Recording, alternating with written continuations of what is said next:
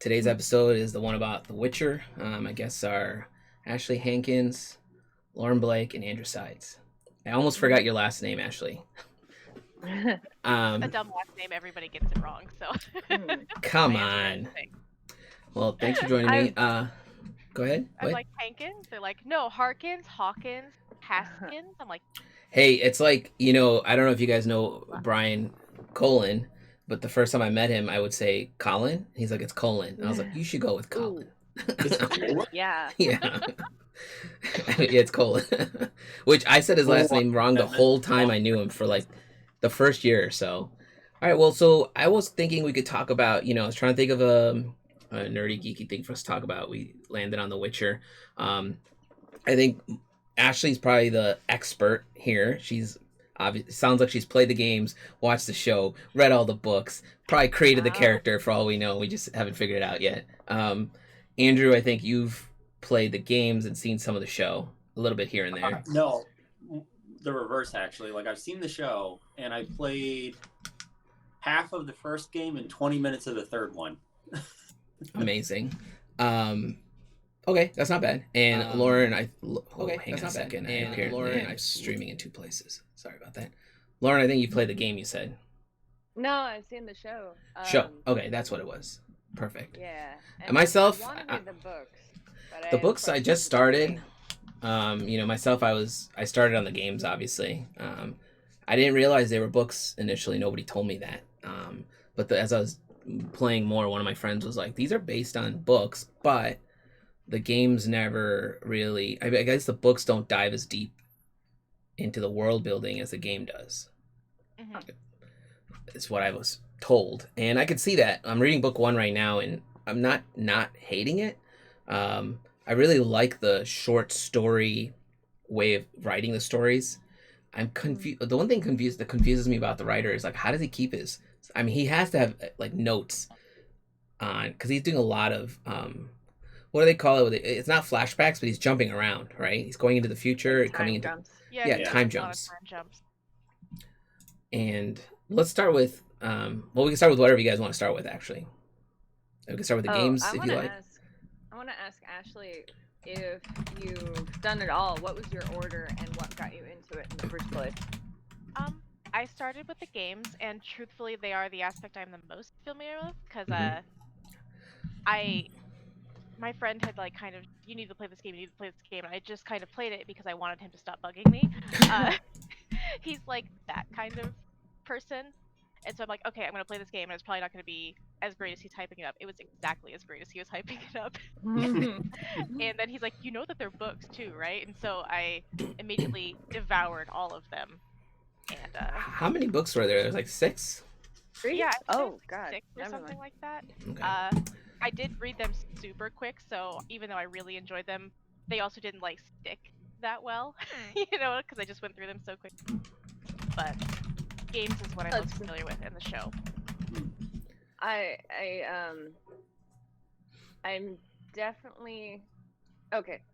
About the games, please reassure me just that it's not like a dating sim, because from what some people talk about, it just kind of seems like it's a dating sim. It is absolutely not a dating sim. Yeah, I was gonna say, I was like, I don't know how you would turn that into a dating sim, but they just keep talking about like, well, you could date this person, but you could date this person, and there's like a naked scene in this one if you get that correctly, and I'm just like, what game is this? I mean, there's sort of that aspect, is like whether or not you want him to pursue the romance with Jen or with Triss. Me being a terrible human tried to pursue it with both and failed miserably. Smooth. But it's overall not a dating sim. Do not think that that's what it's about. Is that back in the third one? Because I remember in the first one there was a lot of that where you could pursue various, not even romances, like one night stands in the first one, and it was like, this is weird that you're like Pokemon these women. I think they were. I felt a little bit like when I saw that they were trying to maybe angle in on how Mass Effect did it, where they would give you the romantic angle, and they would actually in Mass Effect they gave you multiple characters to pick from. Even right? then though, like that's I remember like within Mass Effect the the characters, it was kind of like what Ashley was saying, where it was like most of the characters in Mass Effect that you could romance were like Yennefer and Triss, where you had history and backstory with them. Whereas like with a lot of the characters I remember in Witcher 1, you didn't, it was kind of like you completed a quest and then it was like, hey, compensation is sex, and it's like, oh, okay, and you get a trading card of you, okay, that's weird. I don't remember as much of that, if any, in the third. Then again, in the third, I didn't get far into it just because the fact that it was like 80 hours or so, or 60 hours, was very daunting to me at the time. And as it's kind of progressed, I'm like, man, I don't have time for like this huge open world game right now, sadly. I mean, I guess that also depends on how many of the side quests you did. I like, literally, when I say the first 20 minutes, it was that. Like, I think I ended my playthrough the game is I went to the first town, and then I went off the beaten path, ran into like a high level sprite, like a ghost or somebody. That sounds about right. Somebody I needed to talk to, and it was definitely somebody I didn't need to talk to, and they killed me like instantly, and I was like, well, I'm done for now. Well, the game is supposed to tell you, like, because like I remember when I first played it, I did the same. I went to like a graveyard or something, and this wraith tried to kill me, and the game itself was like, sometimes you need to train and come back because some enemies are too strong, and I'm just like, that's the game basically telling you to get the hell out of here. And you know, it was chasing me the whole time I was trying to leave, and I was like, I will admit I was upset the first time because I was like, they really shouldn't introduce that to you if you're not prepared for it. But I also think that's a cool idea because it teaches you to like get away from a battle if you're not prepared for it, you know. And I know it's a bit of a jump, but it's actually why I stopped playing Final Fantasy IV. I think it was because I wandered into like this desert and kept getting my ass killed, and a friend of mine was like, "Oh, you don't want to go in that forest?" I'm like, "No one told me." Right. I'm wandering. Like, give me instructions. Oh. I mean, that aspect exists in, like, I mean, if you play Breath of the Wild, it's got that in there too, right? Where, like, I found a temple and I was like, I don't think I'm supposed to be here, you know? And then I was getting trounced by. So I'm still playing. I literally played the third game for, I think I got about 30% into it because I kept doing the side quests, and then I stopped for like a year, and then I just started it back up about a month and a half ago. But this time I'm like not trying to rush through it. I kind of want to just finish it, to finish the story. But I have a hard time doing, you know, the game's cool because it gives you that story mode option, so it's not as difficult, and then it gives you, which Andrew you might want, so you don't die, but then it's got the sword and story mode, which is like level 2, and then it's got the bananas. I tried the 4th mode just to be like, I wonder what this is like. It's aggressive. It's so aggressive. Like, I love Death March. That's what you do. I knew it.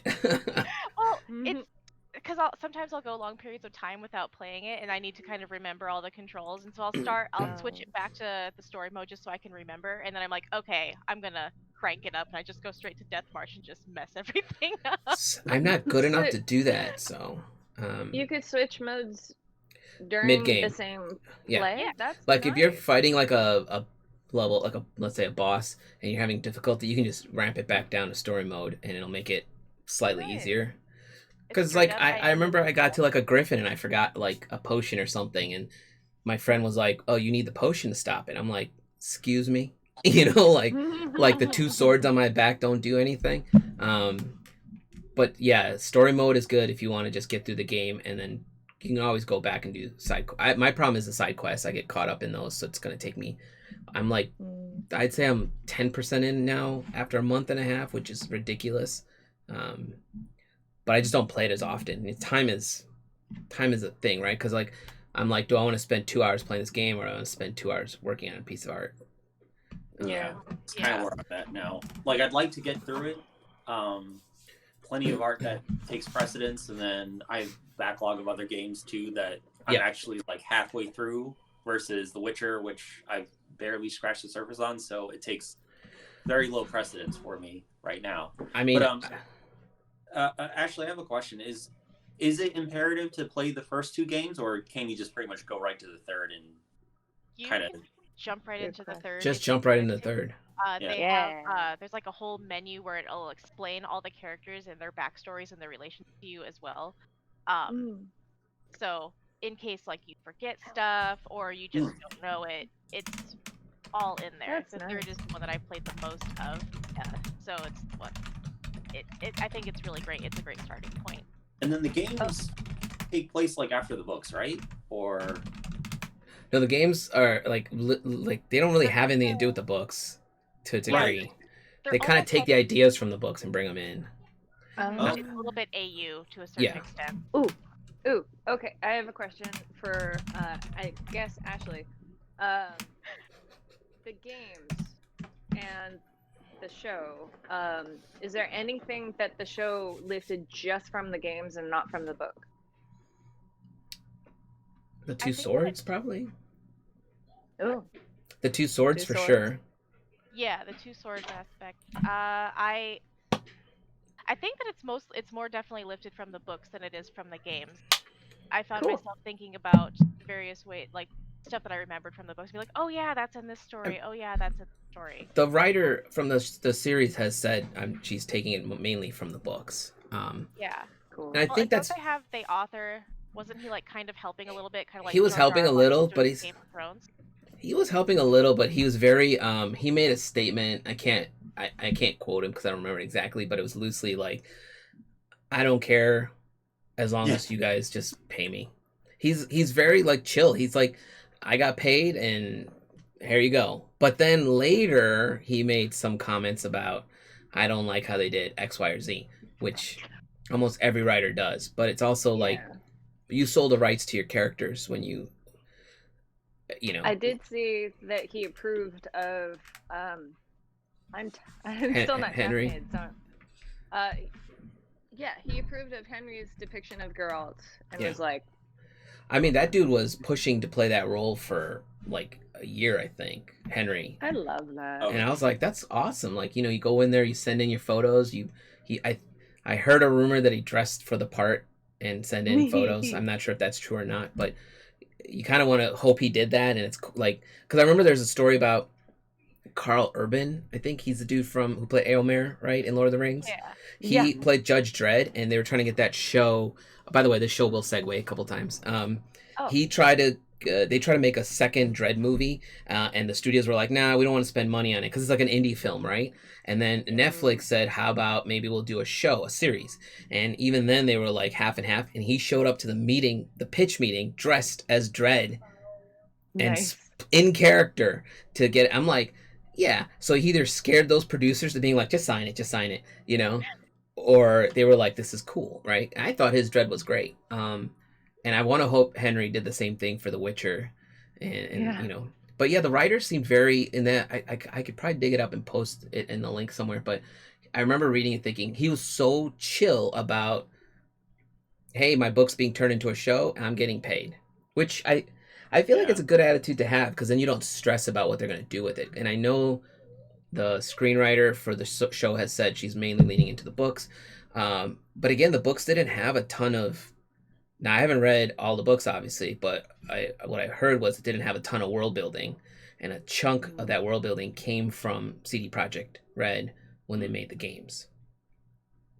And I wonder if the interview you read was the same one I did. Like was it on IO9? I think it was IO9 or Kotaku, one of those two. Yeah. Yeah, because I remember reading it, and like basically like every other answer he gave for it was, I don't care. They paid me. They can do whatever they want. Yeah. I just remember reading it like, this is like, I literally was like, this is the attitude almost any creator needs to a certain degree. Like, because you look at Lucas right now, who sold his rights to Star Wars. He was very chill about getting that lucrative deal with Disney, but then now he's super upset by what they're doing. So that can happen. But then you have on the opposite spectrum, you have Stephen King, who sells his rights to his books to shows. He could give less of a fuck about what they do. Like, he complained. Stand have happened by He now? complained about the Stand, but I think he complained about the Stand because he hates Stanley Kubrick. Fair. He just hates that. He hates that dude so They got much. some weird history. Yeah, they got some weird history together. Exactly. So, but he's never once complained about, you know, any of his other crappy films. Like Dark. I'm not gonna get into Dark Tower, but that movie was garbage, and he should have complained about it. And there's scenes in like the Silver Bullet that I have. You seen Silver Bullet? I haven't seen Silver Bullet. I wonder how he feels about the Langoliers. The Langoliers was garbage. Go Yeah, watch this. I mean, Go watch Silver garbage Bullet film. right now, okay? About it. Here's your homework assignment. Go watch Silver Bullet, and the scene when they're in the forest and it gets really kind of foggy, and the wolf is out there with them, and they hear it. There's a scene where this hunter's walking, and this claw comes up and just grabs him by the face and goes down. The claw is very, for its time, fake. Okay, like you're just like wow, but the 2 seconds after that is the classic part. What comes up is this like dummy that pops up and falls over. It's like a paper mache dummy. It's not even like a crash test dummy or a fake mannequin from a store. It's literally like a kid's paper mache dummy. Like, you know, the kind you used to use with newspapers over a balloon. It's so quick. When you see it, you're like, why didn't... If I was a writer and I sold my rights to a story and they produced that, I would be like, guys, I'll pay for a dummy if you really need a dummy. You know, like... But I did hear that the guy from the writer of The Witcher has had some complaints. But I think most of it comes from the world building because he didn't... In his head, he didn't think... And his complaints weren't with the show, it's with the game. Because he didn't imagine the certain aspects of the world building was going to go the way it did. It also I mean, like Project Red too is he kind of sold them all the rights and stuff, and he basically was like, oh well, people who play video games are dumb and I don't really care what you do, it's not going to make any money. Yes, like, that's a straight up we could probably find that online somewhere. That is a straight up thing he said, and then he made a boat ton of money. Yeah, well, he was mad because CD Projekt Red made a boat ton of money, and then he's like, well, you guys, you're not going to share your profits with me? They're like, no. You sold them the rights, man. You sold it to us. You said people who play video games are dumb, and you said you didn't care what we did with it. So, Meanwhile, the dudes at CD Projekt Red are like, you know, like, lesson learned. I mean, he was smarter when he sold the show, you know. And I actually really enjoyed the show. I think people who have not read the books or watched, like, people were like, do I have to read the books before I watch the show? No. It's cool if you did, but it's not necessary. I actually got my mom to watch the show, and she's usually not into this kind of stuff at all. Trying to get her to read or pay attention to fantasy genre stuff in general is like but she really, really loved The Witcher, I think.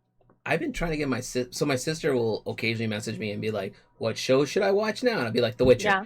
And then she'll be like, well, you know, my brother-in-law and her, they're like, we saw the trailer and we're kind of, I'm like, The Witcher. Oh, come on. Like, just do it. Just watch past season. You got to watch past episode 1, you know, like, but. One hooked me.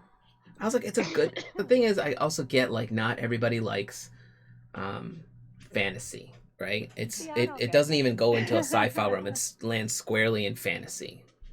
Yeah, I don't get that. I guess I keep thinking of whatever genre. If it's written well, it's written well, and that's because we all. I think all of us like sci-fi and fantasy. So if you have somebody watching a show that's not used to that, it's a hard push. Actually, you don't tend to like sci-fi.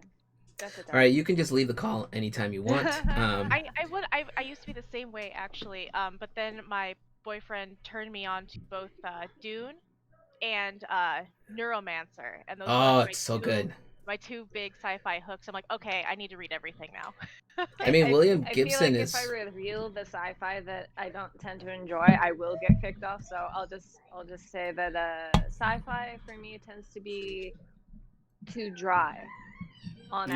Yeah, I mean, Dune can be a harsh mistress. I was gonna say, like, if you think Dune's a harsh mistress, you probably would hate Kim Stanley Robinson's Red Mars trilogy, which I love. Like, that's like one of my favorite sci-fi series because it's. Is that the one Matt Damon did? No, that's called the Martian. I apologize about the noise.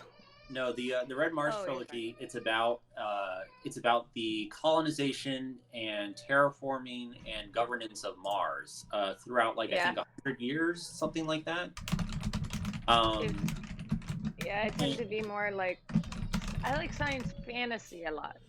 It is decidedly not that. Like reading it, you go, yes, this is all very, very plausible, and it goes into. It's one of those things where it's very, very dry. That is compelling to me for that. But even then, like a lot of the characters are basically like all the main characters are scientists in one way or another, and they're all very like. Even like within their human interactions, they're very kind of orderly, or like they don't react too strongly on certain things, and other things they kind of overreact or whatever. But yeah, it's like if Dune was considered dry, like the Red Mars trilogy is like sand. Wow. I wouldn't say the Witcher stuff is dry, or it's really not boring. It's like it's the same idea as like people wouldn't read Game of Thrones because they were like, it's fantasy, I don't like fantasy. But then they watched the show and they loved it. And then they went the opposite way and started reading the books, right? I hated that people were comparing Witcher to Game of Thrones. I'm like, just because it's fantasy and just because it's good doesn't mean it's the other good thing you like. They're not even remotely the same. It's not. Thank God for that, because I like Witcher's focus is just on like mainly like 3 or 4 characters. Mm-hmm. Yeah. And if you read the books, I mean, I feel like I'm reading book 1, I'm almost done. I started reading book 1 like you know, I was like, this is different because it's very much written like journal form. It's written as if like I'm writing in a journal to you for you to read later, right? And it's like I only have so much time, so here's like a couple paragraphs of what just happened when I was in this town. Here's a couple paragraphs of what just happened when I was visiting this princess, you know? And then the story just ends, right? Like there's one story in there I remember where I loved it, okay? It was like he's in like a queen's castle, I think, and he's arguing with 2 soldiers. One was like the captain and one was his like second in command, I guess. And the captain they're literally trying to get him to leave town, and the queen or whatever, she's like, he doesn't have to leave because he's my guest here. And then the second guy is just totally insubordinate and gets in his face, because The Witcher also focuses a little bit on like I don't know if racism is the right word, but like they hate him because he's a Witcher, right? And prejudice, that's the word I want. Yeah. But the whole story was literally 6 pages and of them conversing. 0, like there's a point where I think where he grabs his blade, I'm like, oh, here we go. They never fight, and it just ends. The chapter just ends. He was like, I will be leaving town in 4 days. Stop. And then the next story is like something about a werewolf in a mansion or something, and I'm just like, hold on, what happened with the 2 dudes? Like, you know, and I'm assuming I'll get the rest of that story when it's maybe or not. But I like that aspect of, I like short stories like that because it leaves you wondering like how well, he's clearly still alive, so he probably won that fight, you know. They're really well written little vignettes. Well, and I imagine it's nice because then there's like stopping off points versus some books are just like you're glued to it, you're stuck until you finish the book. And you know, I like the ones with stopping off points because then you could like get on with your life for a bit and come back and not be like, did they die though? That's like, have you guys ever read I'm gonna do a small segue, but have you guys ever read the Road? Is that what it's called? Yeah. I was gonna say McCormack. It's with Viggo Mortensen. The movie is Viggo Mortensen and his son, and they're just like traveling in a post-apocalyptic world.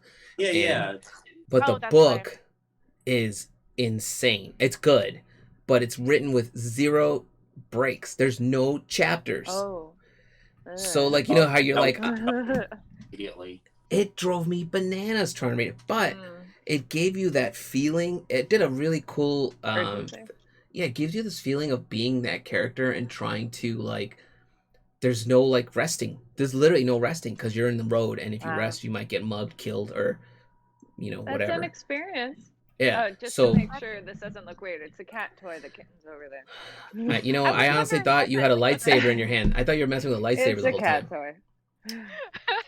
Yeah, typically they get to go out, but it's too damn cold, so I don't want to. Dude, over here it says it's like I think it said it's 10 degrees, and with the real feel it's 0.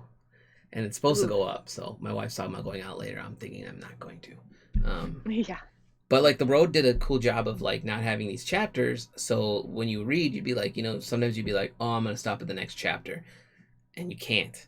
So you're like, Yeah. where do I rest as the reader and move on? And I feel like The Witcher does a little bit of that, which the short stories are great because I can just cook through like 3 or 4 of them, and I'm pretty sure I'm gonna get through book 2 and 3 in the next like month because it seems hard to put down. And I don't know when the second season of the show is coming out, but I wish it was out because I think it's supposed to be soon.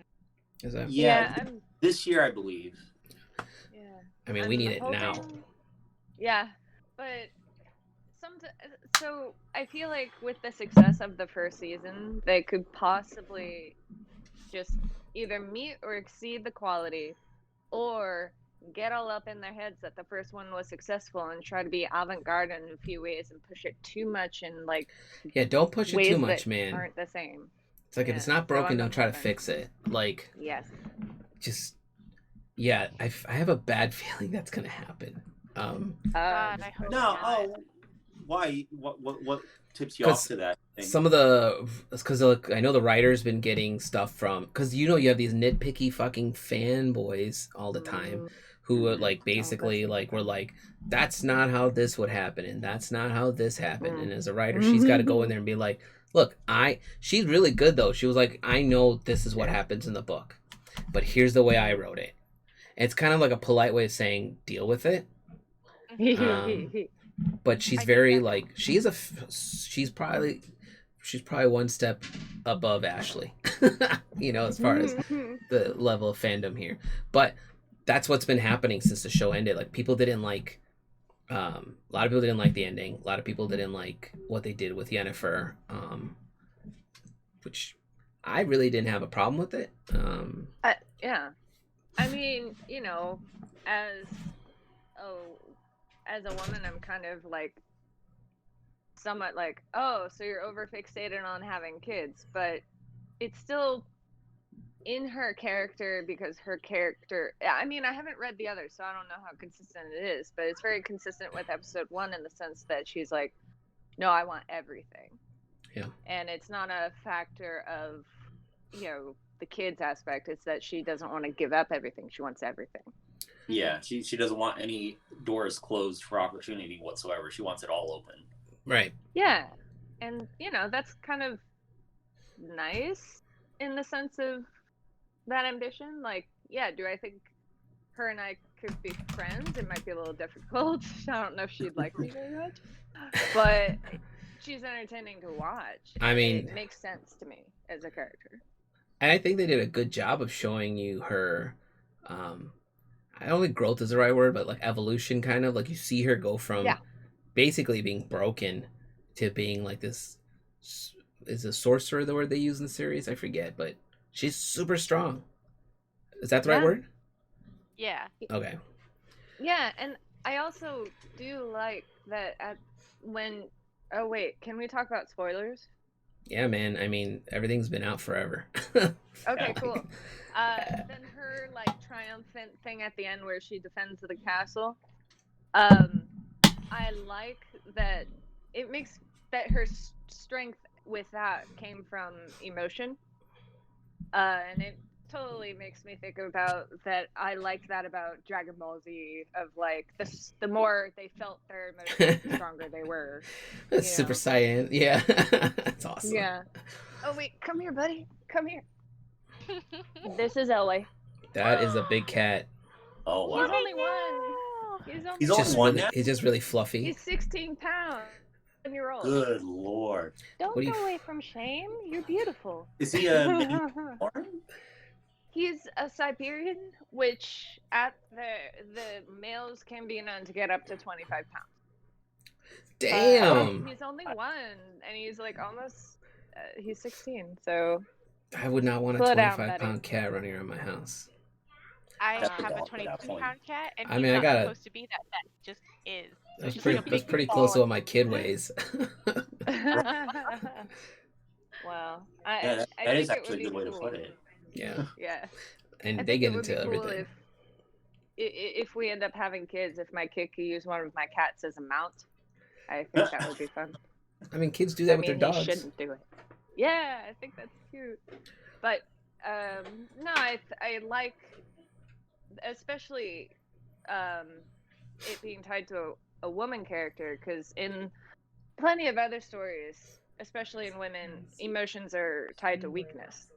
Yeah. Mhm. And in the show, at least, I don't know about the books, it's definitely not the case here. It's like the more tied in she is to feeling her feelings, she's stronger. Yep. So that's cool. No, I'm trying to, like, in the game they don't touch on that too much, if I remember.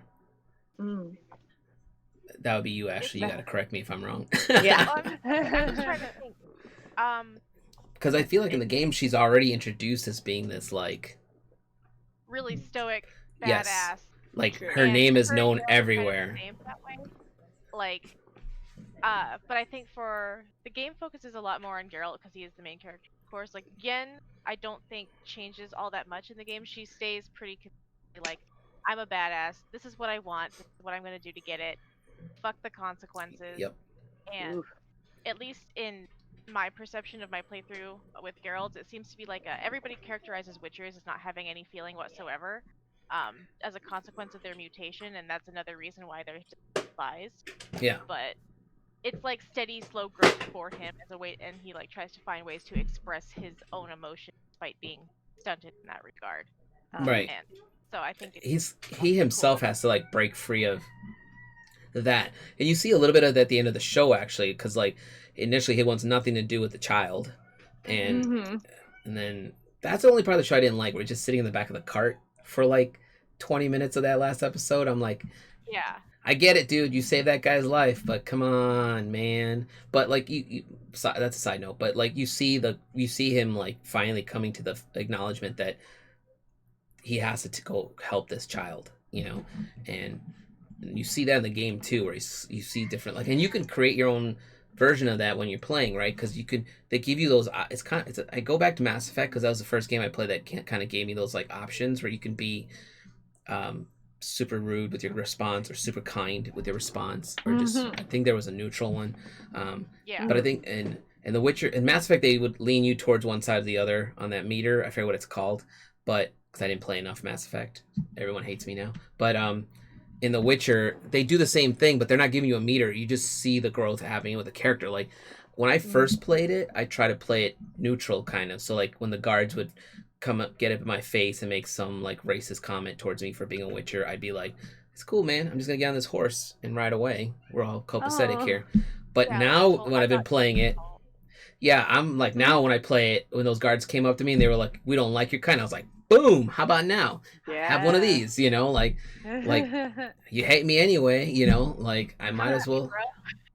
Yeah, I was just like, I'm done being like I have to be this character, because he really doesn't take, if you read in the books, he really doesn't take crap from people to a degree,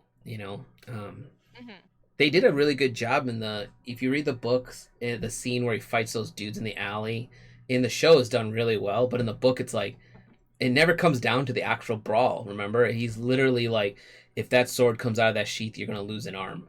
And everyone's like, we're cool, There's a lot more in the book. I felt there was a lot more of that tangible fear of Geralt than there has been really in either of the other media. It's it's the way he says it, right? And you're just like, yeah, man, that dude means business. Yeah, they already know what he's about. They're like, mm-mm. Yeah. And that's the thing the author does, I think, in the books. Like, he creates this like mythology of these characters, so like other people know who he is, right? He's called the White Wolf because he's very specifically got white hair, and he's trained, I guess, at Wolf Clan. I forget what they're called. Wolf School. Wolf School, yeah. So and then they know him just by looking at him.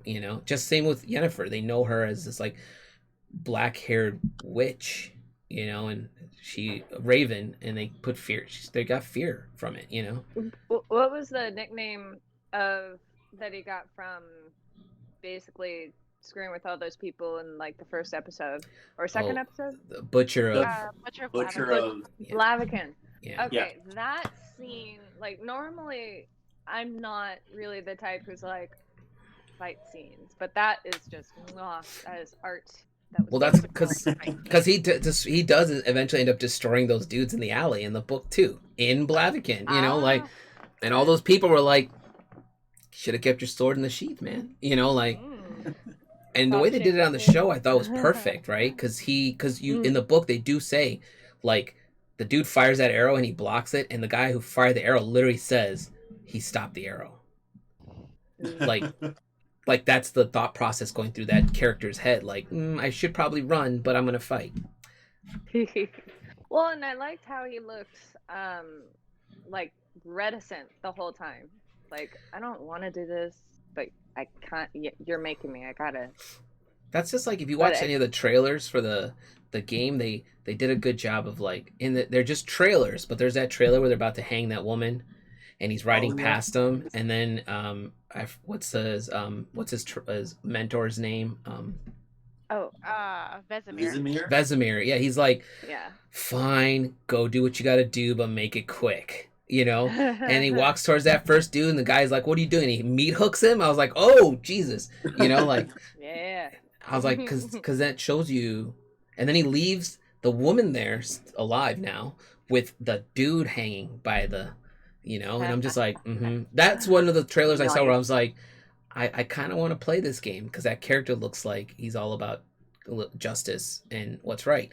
And then I saw the trailer for The Witch, where he goes into the, you know, they show the pretty woman who turns into the witch and goes into the barn house, and then he drinks the potion before he goes in there. I'm like, yeah, I'm definitely playing this game.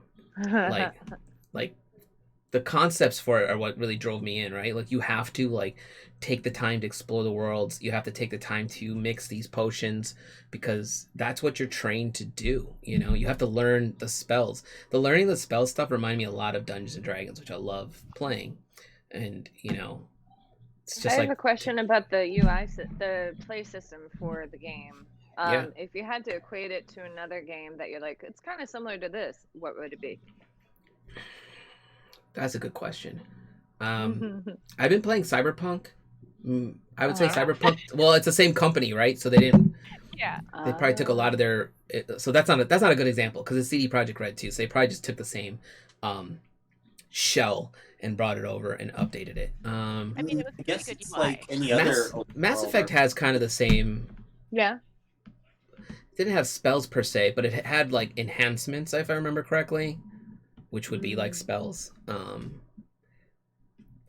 I would honestly, I do think the UI could use a little work in Witcher. The one in CD Projekt Red, the one in Cyberpunk does seem like they updated it.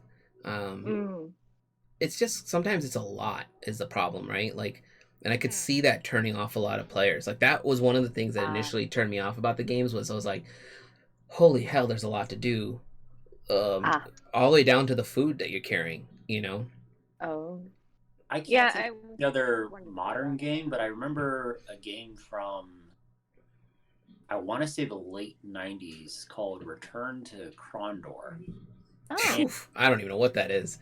It's like, I'm pretty sure like the game, I'm pretty sure the one I was playing was a sequel of some sort, because there were a lot of things that I felt like, wow, I think I'm walking in the middle of like a conversation at a party in various parts. But that was also a game where a lot of those PC games, especially from that time and even earlier, like, because not as much time gets devoted to like graphics or whatever, everything gets poured into systems instead, because you're kind of like, we don't have to worry about making like a million animations. We just say you move this thing to that and there you go. So I remember that had a lot of that kind of stuff where it looks like World of Warcraft kind of. On a quick glance of my Google search. I'd have to double check to see if that's the one I'm remembering right. But yeah, that kind of sounds. I remember like it had like some rough 3D, very rough. It's got an amazing cover.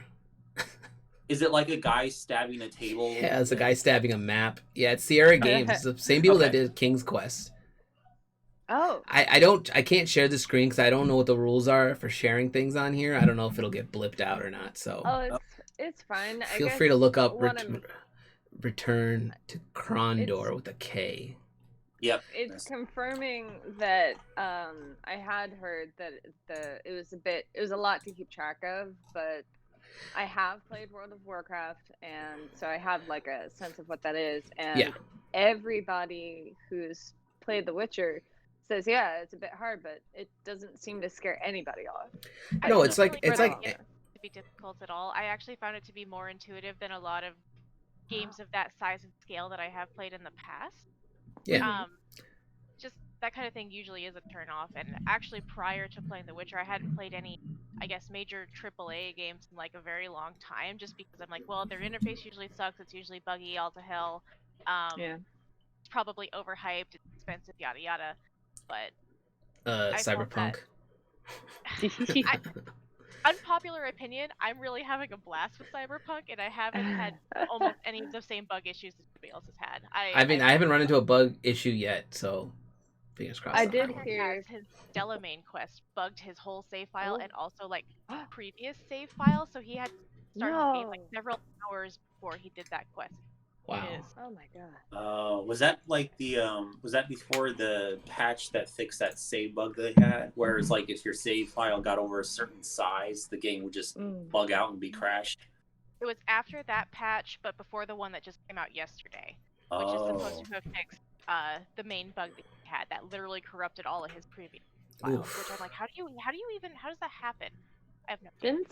Didn't some of the Witcher games have some pretty amazing bugs that people posted as memes, like the horse was flying in the air or something? They all, yeah. I mean, the thing is a lot of the stuff with these games are, and CD Projekt Red isn't the only company that does this, but a lot of people get all uppity and want the games immediately, so they push them instead of like Cyberpunk. I think would have had a better shot at being it's a good game. It looks great, and like I said, I haven't run into any bugs yet.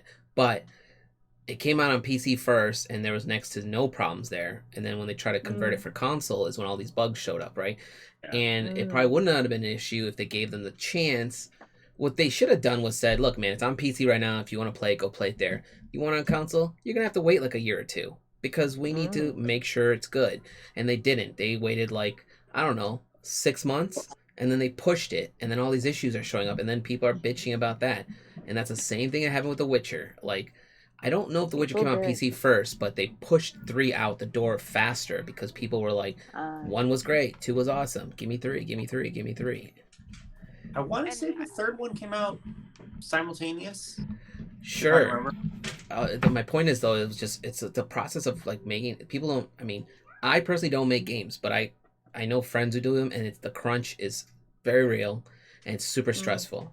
Like, I had a friend who worked at Gearbox, and I saw them when they were making Borderlands, and they made, I forgot what the game was that came out after Borderlands 2, but I remember just sitting at his PC and just kind of testing one aspect of this map that he was working on, and it was, like, broken, and, like, things were not doing what they were supposed to do, and he was just like, yeah, man, it's not ready. I'm like, doesn't this have to be released in, like, 2 weeks?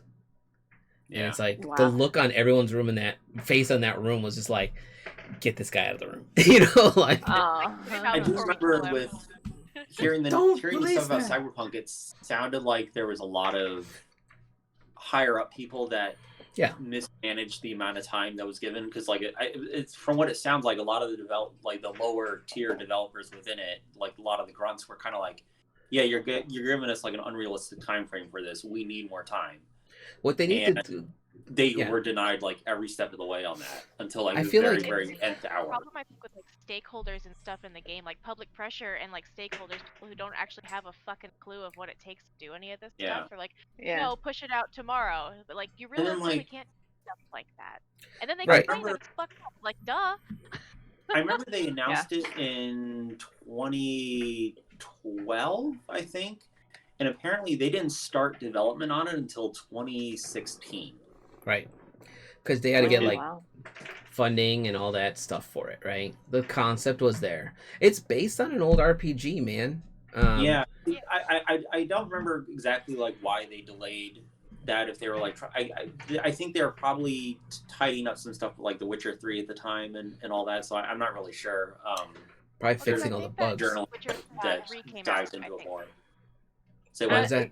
Is it cool if I go get some knock yourself out. That's fine. Yeah. Okay, be right back.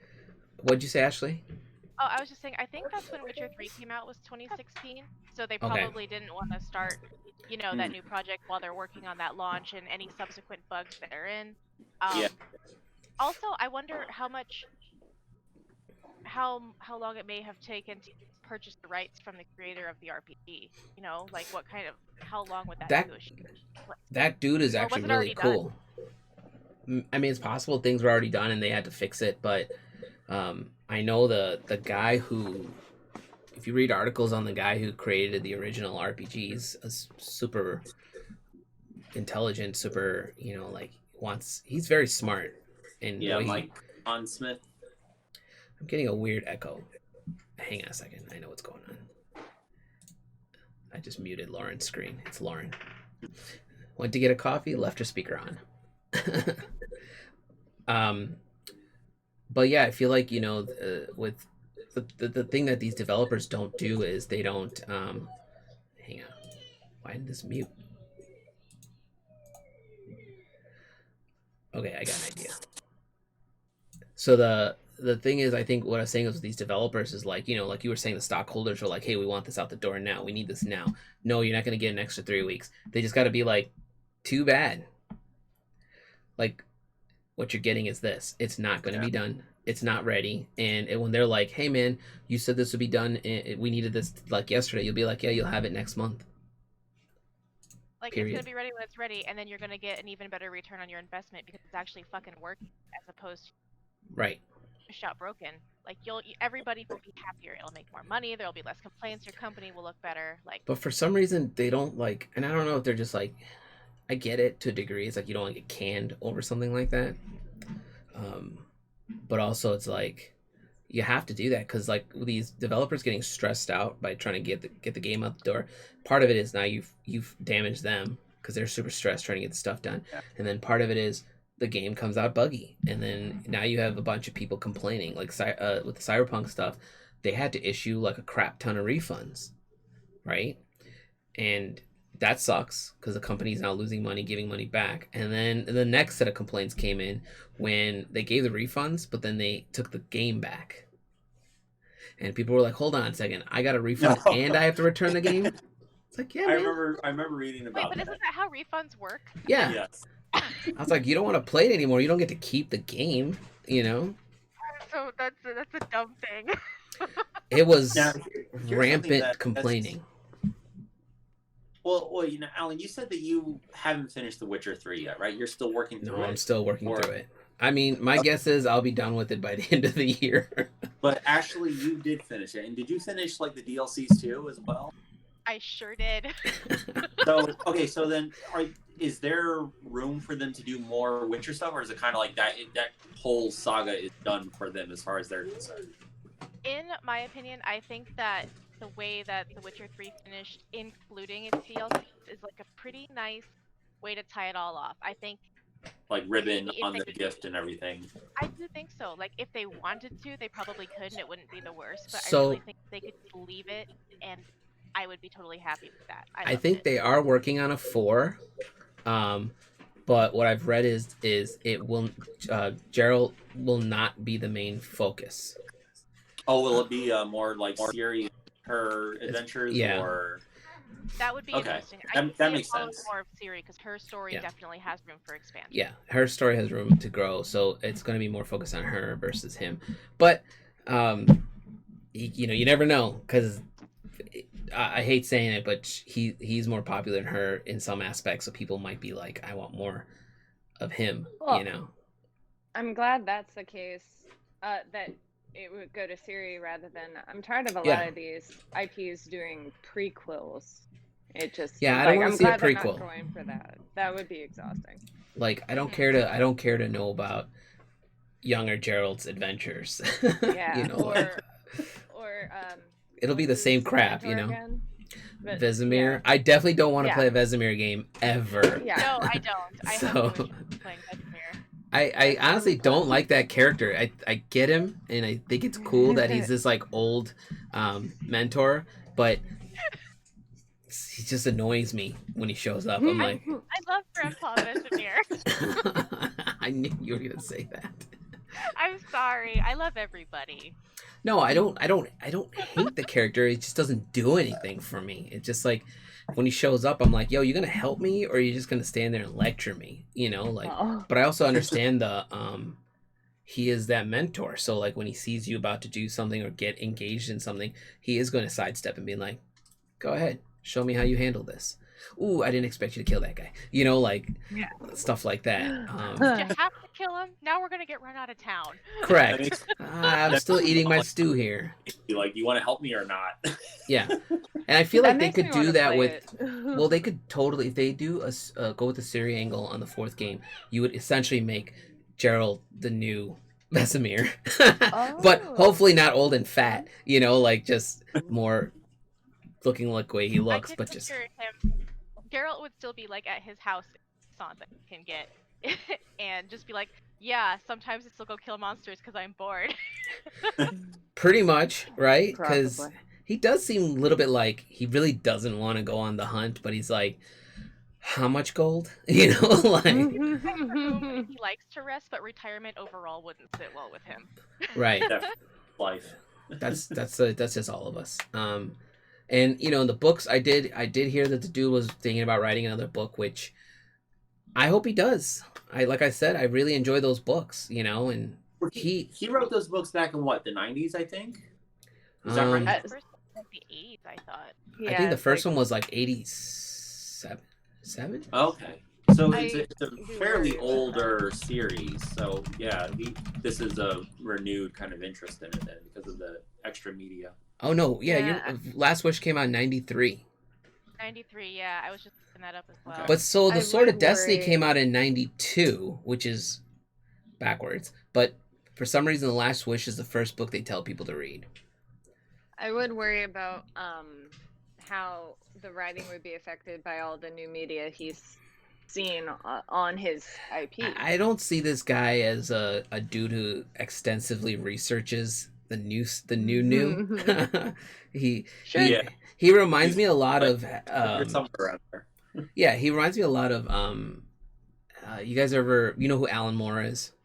Yeah. Okay, he reminds me a lot of a less crazy version of Alan Moore. Because Alan Moore like lives in like a castle in Ireland, and he doesn't use he hates like computers and stuff. And when he's writing, he literally like uses a. I remember there's an interview with them when they're talking about Heroes, the show back in the day.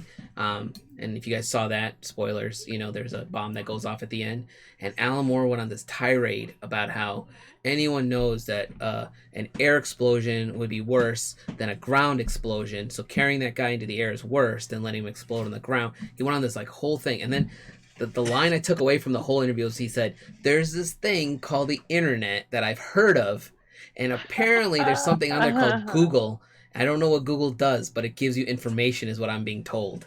And he said it with like, sarcastic? Hell fucking no. This dude was saying with this most serious look on his face. The fuck?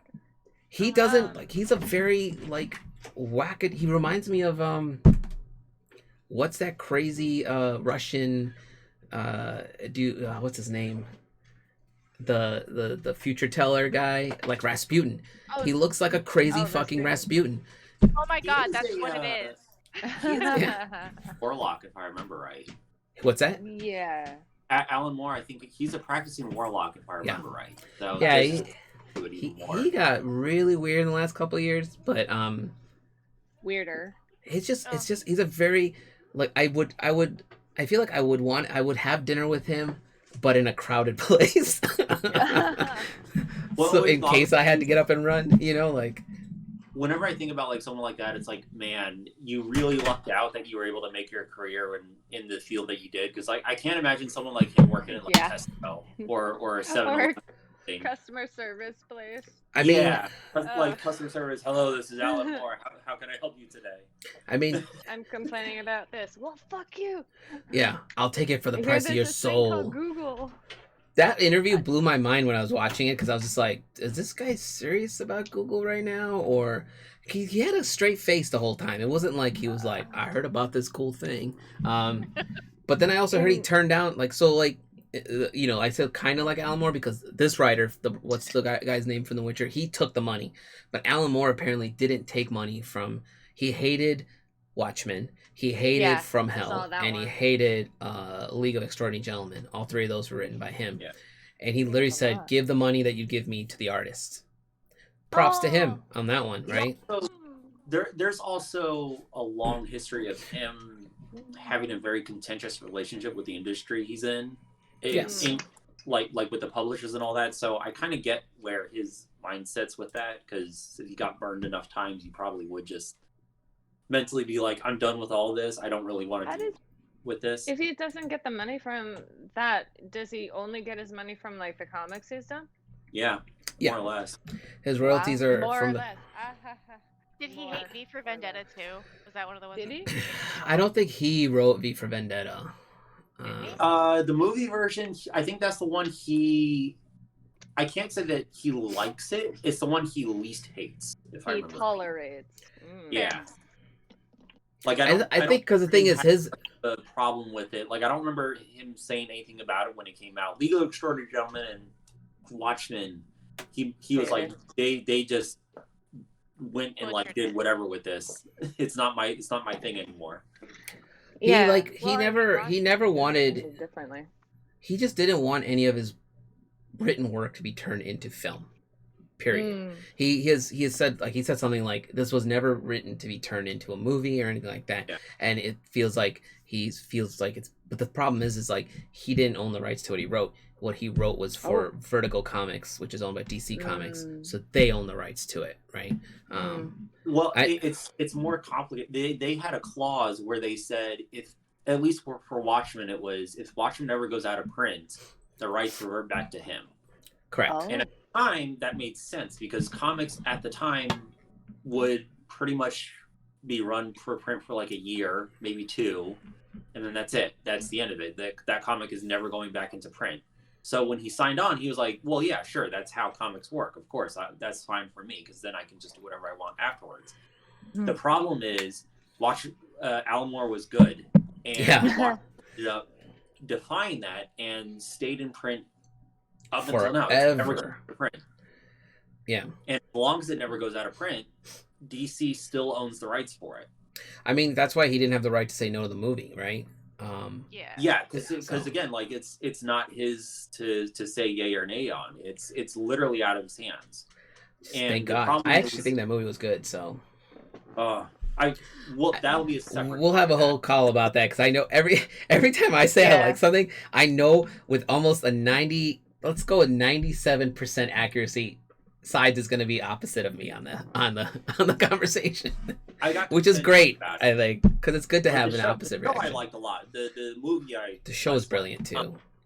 By the way, I found a quote from the author of The Witcher here. It says, it says, "Ever wonder what happened to the author of The Witcher or what he thinks about the game?"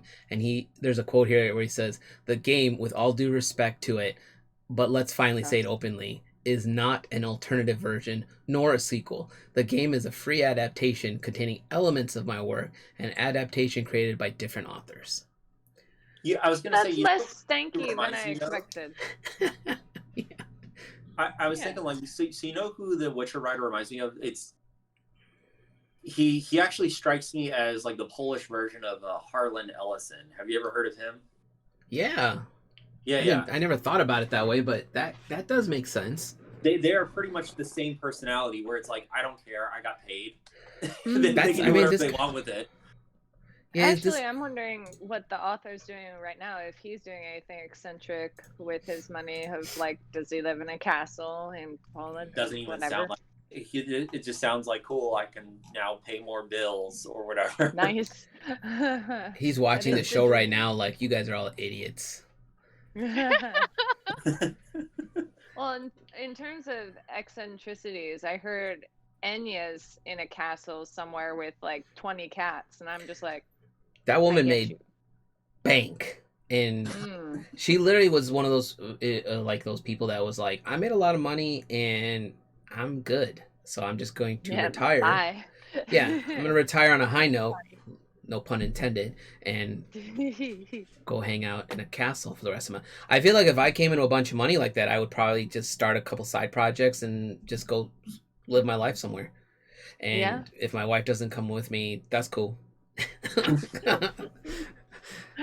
Well, Just I mean, kidding. who would resist the whole like? I would love to Yeah, live in a just come castle. with me to a castle and live with me, and we'll just do our thing here. You don't have to work anymore. Who's gonna say no to that? Crazy. I mean, I would love to like retire and just live in like a cabin near a river somewhere and just make sure no bears kill me. Oh. But I'm sure I would that's literally super do that with if I had extra money. I'd decide to make some projects and be like, hey, you got an idea for a project? Let's start a book. Go. You know, let's get it made, and I get a cut just to pay my electricity bills. Ooh.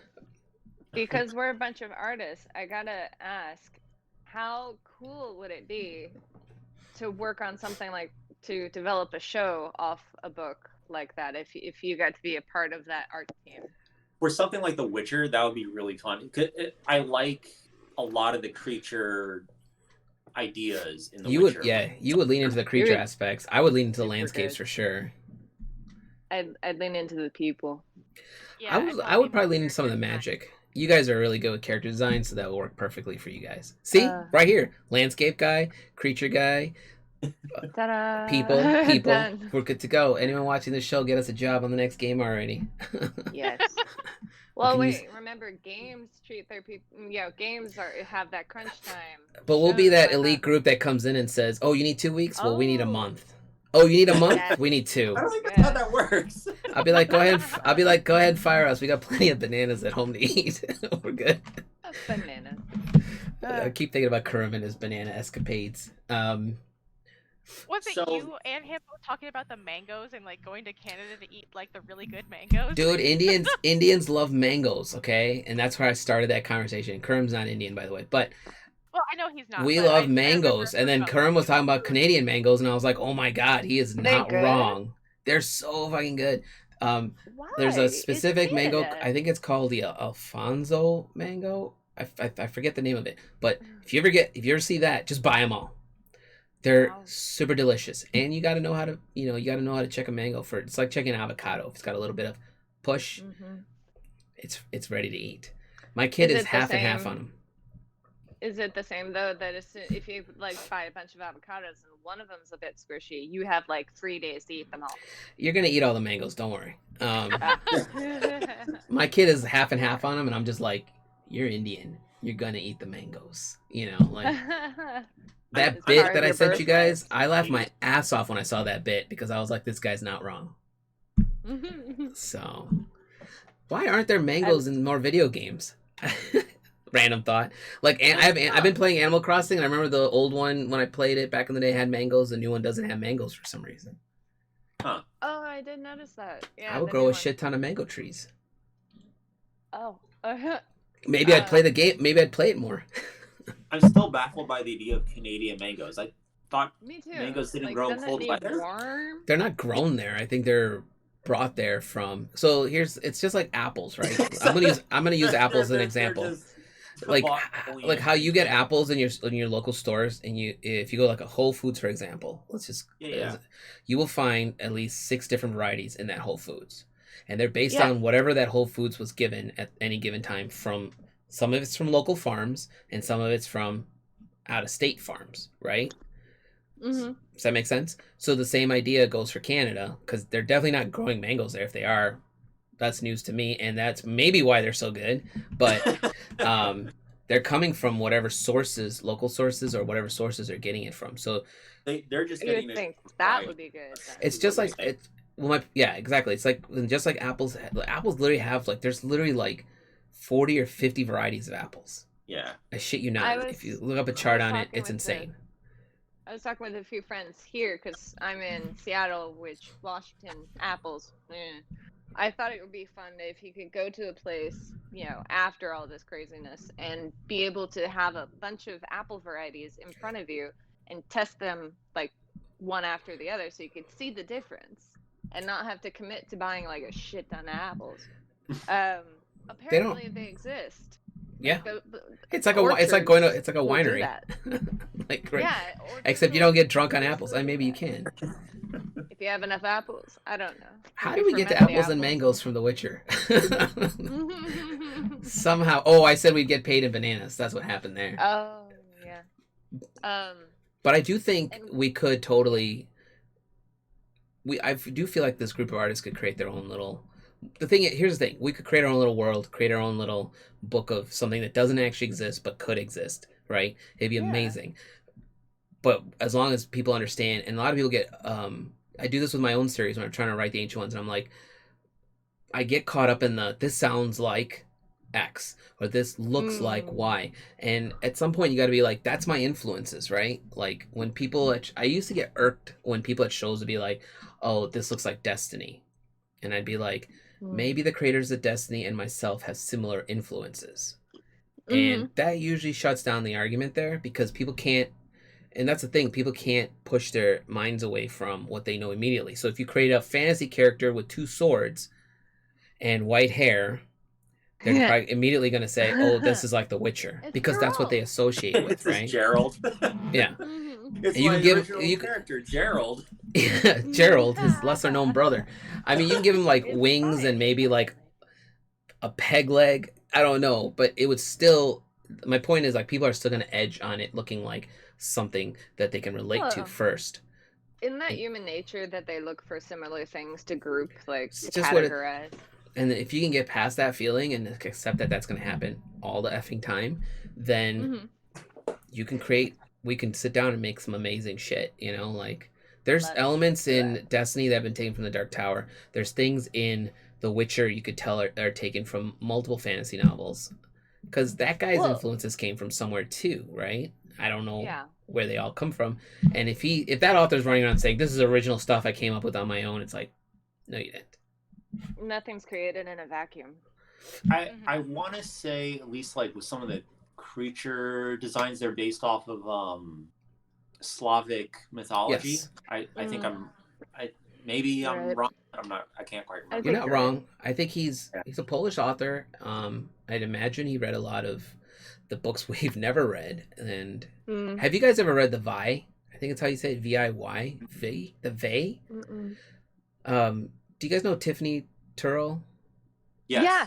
Okay, yes. She posted this clip one day on Twitter and I wish I could play it here, but go look up the movie. And there's this clip of a dude from League of Extraordinary Gentlemen. That's the movie he's in. He plays Hyde and Jekyll and Hyde. But either way, the clip shows this dude eating a meal and all these monsters changing, and he creates like this circle of protection. It's bananas and scary to watch. And she was like, that's the best part of the movie. And I was just like, okay, so it's based on a movie. And then I went and researched a little more, and it's based on this old book called The Vey, which you can get for like $5 on Amazon, I think, on Kindle. Or you could probably find a PDF online to read. But it is super creepy, and it's like, it's written in like 1898 or something. And creepy in what flavor? Just the creature. 1835. 1835. I think so. Jeez. Horror novella by Ukrainian-born Russian writer That's it. Gogol. Oh my gosh, this looks so creepy, and I love everything about it. Just do a Wikipedia search, and there's a thing in here. See that second image, the witch rides coma. Basically, the witch possesses this dude. These dudes have to stay in her house. In one of the stories, this dudes have to stay in her house because I forget what it is. A storm or something makes them have to stay there after they're going through a forest. And the house belongs to a witch, and she possesses this guy, rides him like a goddamn horse all around town or something. And then later on, this like creature shows up, which is called the Vi, I think, and it's this demonic thing. And I'm going back to what you're saying, Andrew, because I feel like these kind of stories is what the author of The Witcher are pulling from, because they're older mythological creatures that you probably wouldn't know about. So then when you introduce them into your world, people are like, oh, that's a cool character. I've never heard of that character. And you just haven't read these books yet, so you don't know they're actually based on something else. And that's what this guy does really good. I mean, really well. It's actually cooler that when they're based off mythology I haven't read yet. Pretty much every character you meet in my series that's a main character is based on some form of mythology or lore. All the way down to I have a group of characters or witches called the Seven Sisters. They're based on 7 witches from like Japanese lore. They live in a world based on Norse mythology, I believe it was. I have to look at my notes again, and that's just me like finding different ideas from things I'm reading and then writing down the notes right away and thinking, I kind of like this idea, so I want to use it somewhere. Yeah. and it just works. And you wouldn't know that mostly unless I told you, or you're some form of scholar of Japanese mythology, And but yeah, the Vi, however you say it, I highly suggest you read it. It is not an exciting read. It's like reading Beowulf. If you ever read Beowulf, Yeah. okay. Some authors have made Beowulf fun to read by translating it in a fun way. The original reading of it is like reading the Iliad or the Odyssey. It's fucking boring as I fuck. want to know the fun ways that someone's read Beowulf, because I'm just imagining like, yo, Grendel, I'm gonna kick your ass. Some sort of like. You're not too far on that reach. Modern vernacular. But I read the originals on those when I was younger because I was just like, I'm curious, because Beowulf is actually a poem, if you think about it. Yeah. The Iliad and the Odyssey are written the same way, and they're just really hard to read if you don't read that kind of stuff all day. And the Vey is the same thing. It's just kind of like loose ideas, but it's like 1835. How good of a writer could this guy have been? And he was probably high on opium or something, because I'm telling you, man, the stuff in that book, like, freaked me out when I was reading it. I was just like, because I read it because I was like, is there a monster in here I can bring into my world? There's plenty. And that makes me think of sometimes when you read something the first time and then you hear it through somebody else's eyes, suddenly it's more interesting, especially those like in high school I never gave two shits about Othello, but when I got to college there was this one professor who is this like young lady professor who is just like, dude, did you see when Iago's professing to Othello, and that's so homoerotic, that's so hot? And I'm like, goes right to the library. I gotta get a copy of Othello, I did not please. think that, but interesting. And she did that with all of Shakespeare. She just found something exciting and naughty about every Shakespeare poem. And I was like, well, good on you. Yeah, we could. Those kind of stories were, I think those kind of like the Iliad, the Odyssey, Shakespeare, all that stuff. I think I would have read them earlier on in life if I had read the Canterbury Tales when I was in high school, and they were boring. And people were like, "These are funny." I'm like, I missed the joke. Like I was a troublemaker in high school. I didn't pay attention, but I was like reading it like I think I didn't take them seriously enough. But they're actually like really well written, apparently, and not for me. But my point is, read some of the older stuff. It's amazing what you'll find. It all translated, if I remember right. Yeah. Yeah. And you figure it's funny within the context of the time it was written. Correct. Like, yeah, okay, humor definitely changes over time. Yeah, the humor, the things that they consider funny then, I was just like, I don't think that's funny. Like, is he calling her a whore? What's funny about that? Like, that's kind of the way I was reading things. So, yeah. Speaking of adaptations, from what I understand, like the first season of The Witcher was taken from the books here and there. Yeah. I think it's mainly where would the second season go from there? Is it still is there still stuff that it's adapting from the books, or is it kind of like it's still the books? Yeah. Oh, it is. There's other stories they haven't tapped. There's what did I say? 6 books. What have they pretty much covered? Like only the first book? They covered The Last Wish, which I think is one of the most recent ones. Because there's 8 books. Okay. Yeah, I think you're right. They covered I think the show is mainly the first book, if I'm correct. Yeah, I think the first book, but definitely The Last Wish, which is like one of the later ones, I thought. Last Wish. I think they bounced around. So it says the show is based on The Last Wish and Sword of Destiny, so it's the first 2 books. Oh, okay. Sorry, I thought Last Wish was one of the latter books, but because it was a separate story for the the intro stuff, Yennefer's origin, the Blaviken, the Striga, and then the genie, and then of course the last bit. Yeah, so here's the thing: if you look up the books, they're written in different. Like Last Wish is written in 93, Sword of Destiny is written in 92, Season of Storms is written in 2013, Blood of Elves is 94. But they tell you to read Season of Storms before you read Blood of Elves, which makes no sense to me. But well, it's kind of like. Is that the same way where people are like, you should watch episode 1 before you see episode 4? And it's like, no, I'm gonna watch machete 4 order. first. Yeah. It's just like those weird animes, like the Monogatari series, or several years ago, the Melancholy of Haruhi Suzumiya, where like you. I have strong feelings about both of those. I will get on that another time. I never watched much of the Melancholy of Haruhi Suzumiya, but please at some point talk to me about Monogatari because I love it. I'm at the white hair girl's arc. Yes. Well, were you the one who did that? I'm sorry. Were you the one who did that really cool fan art of her? Snake's girl, the girl with like the snake hair. Yeah, that was me. I liked your piece. Sorry. Thank you. No, it's so cool. Back on the. But see, like if you look at this other, I see this is a problem I'm having with these books. Is like, so if you look at another list, Season of Storms is last on the list because it's the last book that came out. So it's like, I don't know who has the proper order, but The Last Wish and Sword of Destiny definitely seem to be 1 and 2 on all the lists. Okay. And that's what the book was, the shows are based on. So I would like to have the proper order because I don't want to. Publication history and stuff like that, where it's like. It just jumps. Either way, we're about 15 minutes over. Oh, we are?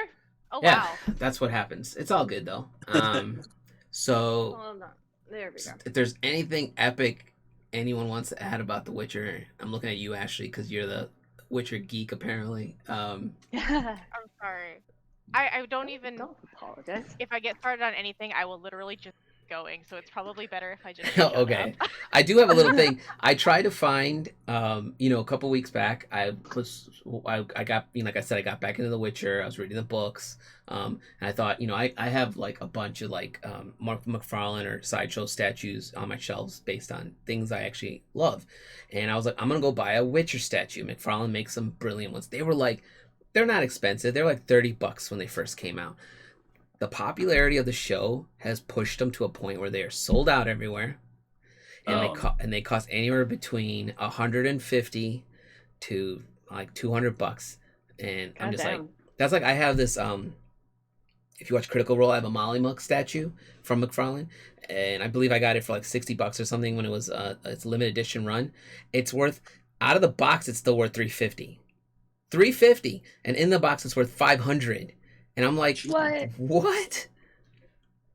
So, explain to me though, well, and I don't know if we have time for that, but like a lot of the really good anime figures are also expensive as fuck, not 500 expensive as fuck. No, that's just what, so those two costs are the value it's worth now. It originally sold for, I think, $80 or $60, but the thing is, the popularity is sold out. So the Witcher stuff, my point is, like, it got so popular, all the Witcher stuff sold out everywhere. Like, statues, Funko Pops.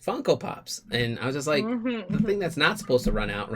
Like, I have a Funko Pop, by the way. I'm good on that. But I really want one of these McFarlane statues. Anyone listening, find me one at a cheap cost. Because I really want one. And, the only one available is Gerald in this, like, dumbass armor. Because, you know how you play that game and sometimes you wear, like, that... It looks like you're a court jester for a minute because you have to level up the armor and that's all they give you? Oh, you know what I'm talking about, Ashley. And you're like, I don't want to wear this, but it's stronger than the other armor. It's almost like they are embarrassing you. It's like a parent dressing you up to go outside and you're like, that's what you're wearing. And you're like, I don't want to wear this. I'm like, that's too fucking ugly. I don't care if it's like X amount of points higher than what I've got. Yes. I'm gonna keep wearing my cooler looking. I'm the same as you. I'm like, I'm not changing into those pants.